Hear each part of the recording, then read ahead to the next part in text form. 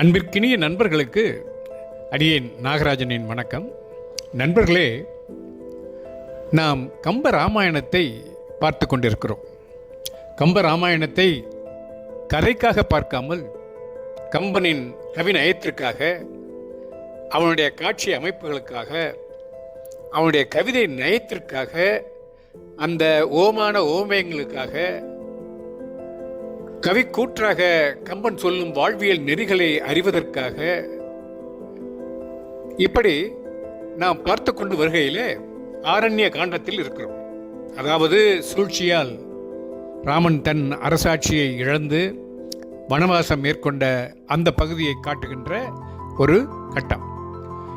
ஆரண்ய காண்டத்திலே ராமாயணத்தின் காப்பிய நோக்கை சுட்டும் திருப்பங்கள் நிகழப்போவதற்கு அறிகுறியாக ஒரு முக்கியமான கதாபாத்திரமாகிய அரக்கி சூர்ப்பனகை தன் உருவை அழகியாக மாற்றி காட்டுக்குள் வந்து ராமன் மீதான தன் ஆசையை வெளிப்படுத்துகிறாள்.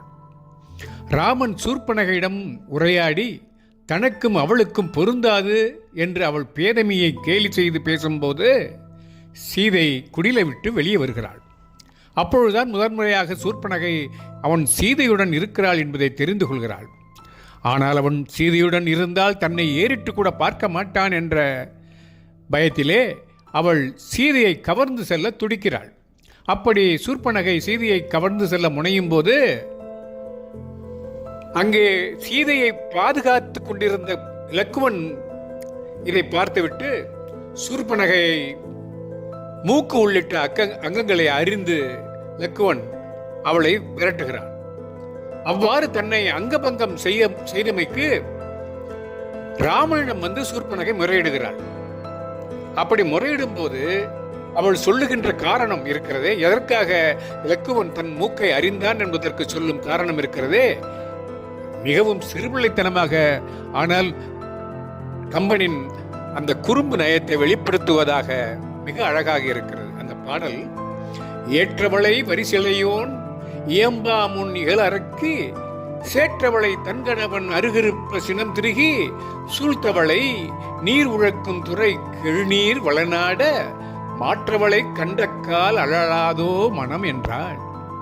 ஏற்றவளை வரிசிலையோன் ஏம்பாமுன், வளைந்த கட்டமைந்த வில்லுடைய லக்குவன் இவ்வாறு சொல்லி முடிக்கும் முன், அதாவது எதற்காக சூர்ப்பனகையின் மூக்கை நான் துண்டித்தேன் என்று சொல்லுவதற்கு முன்னமையே இந்த இகழறக்கி, பகமை கொண்ட அரக்கியாம் சூர்ப்பனகை சூழ்த்தவளை தன் கணவன் அருகு தவளை இருப்ப கருவுற்ற பெண் தவளை தன் கணவனாம் ஆண் தவளை அருகே சேற்றில் ஒரு சங்கு தங்கியிருக்க சினம் திருகி நீர் உழக்கும் துறை கெழுநீர் வளநாட, அதாவது கோபம் உதிர ஊடல் கொண்டு நீரை கலக்கும் பெரு நீர்த்துறை பொருந்திய நீர்நிலைகளால் வளம் பெற்ற நாட்டை உடையவனே, மாற்றவளை கண்டக்கால் மனம் அழலாதோ என்றாள்.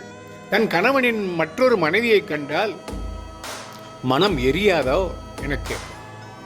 இங்கே ஏற்ற வரிசிலையோன், அதாவது மேலும் சூர்ப்பனகை தீச்செயல் புரிய நினைத்தால் அவள் மேல் அம்பு எய்ய பூட்டிய வில்லுடைய இலக்குவன் என்று சொல்லலாம்.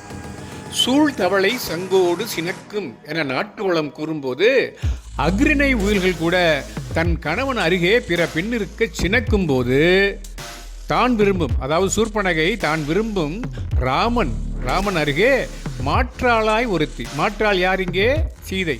அவள் நிற்க கண்டு சினவாமல் இருக்க இயலுமா?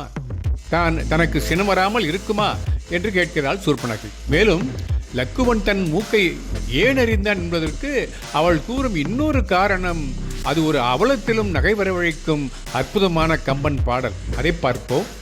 பொன்னுருவ பொருள்களீர் புழைகான மூக்கறிவான் பொருள் வேறுண்டோ, இன்னுருவம் இது கொண்டு இங்கிருந்து ஒழியும் நம் அருங்கே ஏகாள் அப்பால் பின்னிவளை அயல் ஒருவர் பாரார் அன்றே என்றே அறிந்தீர் பிழை செய்தீரோ அன்னதனை அறிந்தன்றோ அன்பிரட்டி பூண்டது நான் அறிவியலேனோ. என்ன இந்த பாடலின் பதவாரியான பொருள்? பொன்முருவ பொருள்களீர், பொன்னால் ஆக்கப்பட்ட அழகுள்ள வீரக்கழல் அணிந்தவரே, புழைகான மூக்கறிவான் பொருள் வேறு உண்டோ, பெரும் துளை படும்படி என் மூக்கை அறிந்ததற்கு வேறு ஏதோனும் பொருள் உள்ளதா? இதுவென்றால் இன்னுருவம் இது கொண்டு இங்கிருந்து ஒழியும் நம்மருங்கு. அதாவது மூக்கரு படலுக்கு முன்னிருந்த எனது இனிய அழகிய வடிவத்தை இதை கண்டு இவ்விடத்திலிருந்து இவள் சென்று விடுவாள் நம்மை விட்டு என்று, அதாவது சூர்பனகை சென்று விடுவாளாம். இப்பொழுது அப்பால் ஏகாள். மூக்கை இழந்த பிறகு அவர் வேற்றிடம் செல்ல மாட்டாள். பின் இவளை அயல் ஒருவர் பாரார். மூக்கறிந்த பின் சூர்பனகையை மற்றவர் எவரும் கண்ணெடுத்து பார்க்க மாட்டார். அதாவது அழகிய சூர்பனகை என்று அறிந்தீர், என் மூக்கை அறுத்தீர்கள், பிழை செய்தீரோ, அதனால் நீங்கள் தவறு செய்தவர் ஆவீர்களோ? ஆக மாட்டீர். அன்னதனை அறிந்தன்றோ, அந்த உண்மையை அறிந்த அல்லவா அன்பு இரட்டி நான் பூண்டது. உங்களிடத்து இருக்கும் காதல் அன்பு அதிகமாக கொண்டேன், இரட்டிப்பாகிவிட்டது. அறிவிலேனோ நான் இதை கூட உணர அறிவு இல்லாதவளா என்று பேதையாய் கேட்கிறாள் சூர்பனகை. மூக்கறிந்ததற்குரிய காரணத்தை சூர்பனகை கூறும் முறை வியப்பிற்குரியதல்லவா? அழகான இவள் நம்மை விட்டு பிறரிடம் போய்விடக் கூடாது என்ற உணர்வால் லக்குவன் அறிந்ததும் அதை உணரும் அறிவை தான் பெற்றிருந்தையும் கற்பித்து கூறும்போது அவளுடைய திறன் எல்லை கடந்து செல்கிறது. கம்பனின் நயத்தார் கம்பரின் நாடக திறனுக்கு இது தக்க சான்றாகும். இதற்கு அடுத்தபடியாக சூர்பனகை மூக்கிழந்த தன்னுடன் வாழ வருந்த வேண்டியதில்லை என்பதற்கு கூறும் காரணம் இருக்கிறதே, இதுதான் உலகமகா நகைச்சுவை ஆகும். அந்த பாடல் பெருங்குலா உருநகர்க்கே ஏகும் நாள் வேண்டும் உருப்பிடிப்பேன் அன்றேல் அருங்கலாம் உற்றிருந்தான் எண்ணினும் ஆம் இளையவன்தான் அறிந்த நாசி ஒருங்கிலா இவளோடும் உறைவேனோ என்பானேல் இறைவ ஒன்றும் மருங்கு இல்லாதவளோடும் அன்றோ நீ நெடுங்காலம் வாழ்ந்தது என்பாய். இதற்கு பதவாரியான பொருள் பெருங்குலா உருநகர்க்கே ஏகும் நாள். பெரிய கொண்டாட்டம் மிகுந்த அயோத்தி நகரத்து நீங்கள் மீண்டும் செல்லும் போது வேண்டும் உருப்பிடிப்பேன். அதாவது சூர்பனகை சொல்கிறாள், நீங்கள் வேண்டும் வடிவத்தை அழகிய வடிவத்தை நான் கொள்வேன் அன்றேல் அல்லாவிடில் இளையவன் தான் அருங்கலாம் உற்றிருந்தான் எண்ணினும் ஆம் உன் தம்பி நீங்கற்கு அரிய கோபம் கொண்டவனாய் இருந்தான். ஆயினும் அறிந்த நாசி ஒருங்கிலா இவளோடும் உறைவேனோ என்பனால் அறுபட்ட மூக்கு முழுதும் இல்லாதவருடன் நான் வாழ்வேனா என்று கூறுவானாயினும் இறைவனே தலைவனே நீ மருங்கு ஒன்றும் இல்லாதவளோடும் அன்றோ நெடுங்காலம் வாழ்ந்தது என்பாய். இடை சிறிதும் இல்லாதவளோடு அதாவது சீதையோடு அன்றோ நீண்ட காலம் நீ வாழ்ந்து வந்தாய் என விடை கூறுவாய். நீ என விடை சொல் அவனுக்கு என்று சொல்லுகிறாள் சூர்பனகை. எவ்வளவு அற்புதமான நகைச்சுவை பாருங்கள். குலா என்றால் மகிழ்ச்சியும், ஆம் உருப்பிடிப்பேன் என்றால் வேண்டும் உருவத்தை விரும்பியவாறு அமைத்துக் கொள்வேன் என்கிறார். இதற்கு இவருடைய மாய ஆற்றல் பயன்படும் என்பதாம். அரும் கலாம் என்றால் அரிய கலாய்ப்பு, இனி அரிய காரியம் பல சாதித்தோம் எனவும் சொல்லலாம். பெண்டிற்கு இடை நுணுகியிருத்தல் அழகு, அதனை மருங்கில்லாதவள் என உயர்வு நவிர்ச்சியால் கூறுகிறார். மூக்கின்மைக்கும் இடையின்மைக்கும் ஒத்து போகும் என்று விடை காணுமாறு சூர்பனகை வேண்டுகிறார். இதை கேட்டதும் சூர்பனகை கொள்ளுவதே சரி என்று லக்குவன் கூறுகிறான். அந்த பாடல் என்றவள் மேல் இளையவன் தான் இலங்கு இலைவேல் கடைக்கணியா இவளை ஈண்டு கொன்று கலையேம் என்றால் நெடுதலைக்கும் அருள் என்கொள் கோவே என்ன நன்று அதுவே ஆம் நன்று அன்றே போகாளே ஆக என நாதன் கூற ஒன்றும் இவர் எனக்கு இறங்கார் உயிரிழப்பேன் நிற்கின் என அரக்கி உண்ணார். இங்கே பதவாரியான பொருள் என்றவள் மேல் என்று கூறிய சூர்பனகையின் மேல் இளையவன் தன் இலங்கு இலை வேல் கடைக்கணியா இலக்குவன் விளங்குகின்ற இலை வடிவிலுள்ள வேலை கடைக்கண்ணால் பார்த்து அதனுடன் பேசுகிறான். இவளை ஈண்டு கொன்று கலையேம் என்றால் நெடிது அலைக்கும். இந்த அரக்கியை இந்த இடத்திலேயே கொன்று ஒழித்துவிட என்றால் இவள் மிகவும் நம்மளை வருத்துவாள். அருள் என்கொள் கோவே என்ன உன் கட்டளை எதுவோ தலைவா என்று ராமனிடம் கேட்க ராமனும் நன்று அதுவே ஆம் நன்றோ அன்றோ போகாளேல் ஆக என நாதன் கூற நற்செயல் நீ கூறியதே ஆகும் அல்லவா, அவ்வாறு அவள் போகாவிடில் அவ்வாறே செய்க என்று தலைவனாம் ராமன் சொல்ல எனக்கு ஒன்றும் இவர் இறங்கார் நிற்கின் உயிரிழப்பேன் என அரக்கி உண்ணார். அப்பொழுதுதான் சூர்ப்பனகைக்கு அறிவு வருகிறது. என்னிடம் ஒரு வகையிலும் இவர்கள் அருள் செய்ய மாட்டார்கள், இனி இங்கு நின்றால் என் உயிரை இழப்பேன் என எண்ணினார். இங்கே கடைக்கணியா என்பதற்கு போர் செய்யும் போது வீரர் தம் போர்க்கருவியை பார்த்து கூறுவதாம். அது அவர்கள் அப்போர்க்கருவி கொண்டு செய்யும் போர்த்தொழிலையும் சுட்டும் அருள் என்கொள் இடுமானே எதுவோ என எதிர்நோக்கி கேட்டது. இனி இவ்வரக்கையிடம் இதுவரை அருள் காட்டுவதன் காரணம் எதுவோ என்றலுமா? இருவர் உரையாடலும் அவர்தம் நிலையை காட்டும் நாடக திறம் புலப்பட அமைந்துள்ளது பாருங்கள். தன் அங்கங்கள் இழந்து வாட காரணமான ராம லக்குவர்களை பழிதீர்க்க தன் பிறந்தான கரனை அழைத்து வர கிளம்புகிறாள் சூர்ப்பனகை. பாடல்: ஏற்ற நெடுங்கொடி மூக்கும் இருகாது முலை இரண்டும் இழந்தும் வாழ ஆற்றுவனே வஞ்சனையால் உமை உள்ள பரிசு அறிவான் அமைந்ததன்றோ காற்றினிலும் கனவிலும் கடியானை கொடியானை கரணை உங்கள் கூற்றுவனை இப்பொழுதே கொணர்கின்றேன் என்று சலம் கொண்டு போனாள்.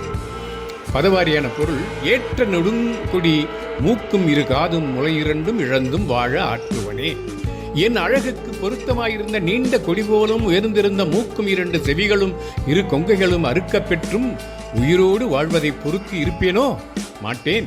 வஞ்சனையால் உமை உள்ள பரிசு அறிவான் அமைந்ததன்றோ? கபடமாய் நான் உம்முடைய நோக்கினை அறியச் செய்த செயல் அல்லவா? ஆதலால் காற்றினிலும் கனலிலும் கடியானை காற்றையும் தீயையும் விட ஆற்றல் உடையவனே கொடியானை கொடியவனாகிய கரண் என்னும் பெயருடையவனை உங்கள் கூற்றுவனை இப்பொழுதே கொணர்கின்றேன், உங்களை அழிக்கும் யமனை இப்பொழுதே கூட்டி வருகின்றேன் என்று சலம் கொண்டு போனாள் என கூறி தனியாத கோபமுற்று சபதமுற்று சென்றாளாம். முன்னர் காதல் மொழி கூறியும் இறுதியில் வஞ்சனையால் உமை உள்ள பரிசு அறிவான் அமைந்தது கரணை உங்கள் கூற்றுவனை இப்பொழுதே கொணர்கிறேன் கூறுவதும் சூர்ப்பனகையின் பொய் நிலைமையும் மாயத் தோற்றத்தையும் காட்டுகிறது. இவளை தாடகை போல் கொல்லாமல் விட்டதற்கு காரணம் கரண் முதல் ராவணன் குலத்தை அழிக்க வேண்டுமே என்ற காப்பிய நோக்கு இங்கு உள்ளது என்றும் பொருள் காண்பார்கள். சூர்ப்பனகையின் தோற்றமும் அதற்கு காரணம் இரு மானிடர்கள் என்று அறிந்ததும் அவர்களை அழிக்க கிளம்புகிறான் கரண். ஆனால் அவனை தடுத்த வீரர்கள் சிறுவர்களை அழிக்க கரண் போக வேண்டாம் என்றும் தாங்களே போதும் என சொல்கிறார்கள். அதற்கு கரண் என்ன பதில் சொல்கிறான்? நன்று சொல்லினீர், நான் இச்சிறார்கள் மேல் சென்று போர் செய்யும் தேவர் சிரிப்பரால் கொன்று சோரி குடித்து அவர் கொள்கையை வென்று மீளுதிர் மெல்லியலோடு என்றான். நன்று சொல்லினீர், நன்றாக சொன்னீர்கள். நான் இச்சிறார்கள் மேல், நான் இந்த மானிட சிறுவர்களை எதிர்த்து சென்று போர் செய்யின், போய் போர் புரிந்தால் தேவர் சிரிப்பர், தேவர்கள் நம்மை இகழ்ந்து சிரிப்பார்கள்.